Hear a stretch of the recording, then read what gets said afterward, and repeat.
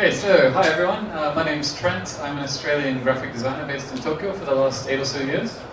I'm working on a project with my partner Tao related to food and cooking and cultural exchange and things like that. But first of all, a few interesting facts about the food of different cultures around the world. So to get started, did you know that 75% of the world's food that we consume comes from only 12 plants and 5 animal species? This means that a lot of biodiversity is lost every day, and so if you're interested in eating a sort of a varied meal in the future, it's going to be better to grow and to eat local produce. Does anyone know what this is? This is a fat, juicy Australian worm called a witchetty-grub. It tastes like chicken, apparently, but there's a lot of insects eaten around the world these days in various countries, and the Food and Agriculture Organization actually tell us we need to be eating more in the future. So you better get used to eating things like this. Does everyone know that that mayonnaise comes from France? It's actually Spain though. There's a small island in the Mediterranean Sea called Minorca. The capital of Minorca is Mahon, and in the 18th century in Mahon, mayonnaise was born. Okay, the Japanese counter for rabbits and for birds is actually the same. It's what I'm sure many of you know.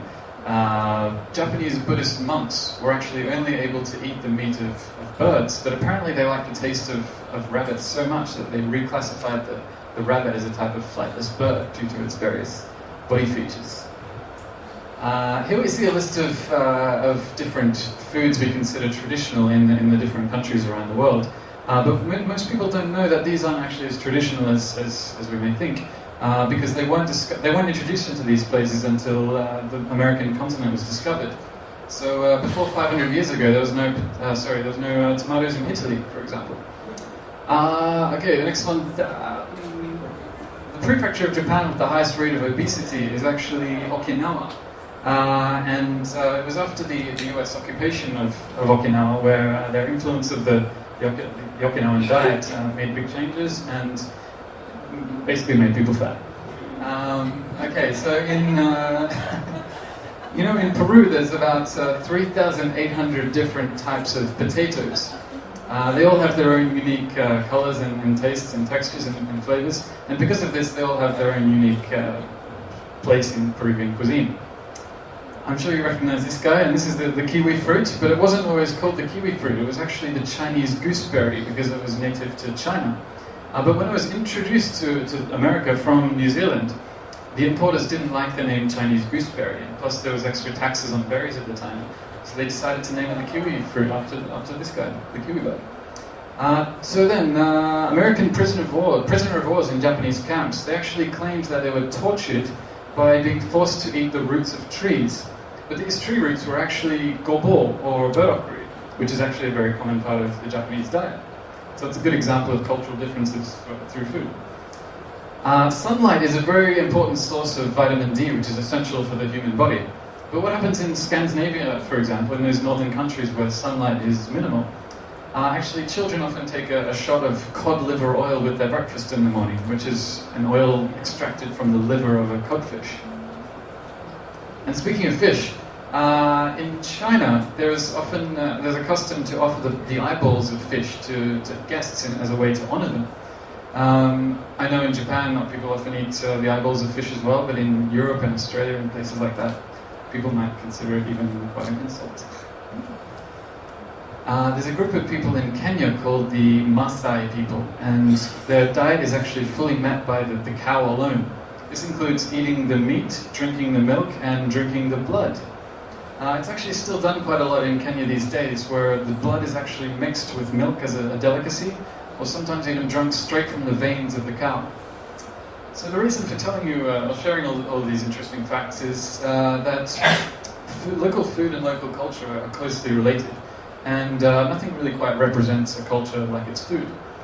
A good example is the Japanese osechi-ryori, the New Year's food, where each dish has its own meaning and story.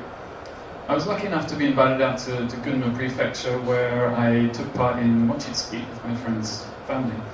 And being surrounded by this group of people that were doing this cultural activity for so many years in a row was a great way to learn about all aspects of Japanese culture, not just the food.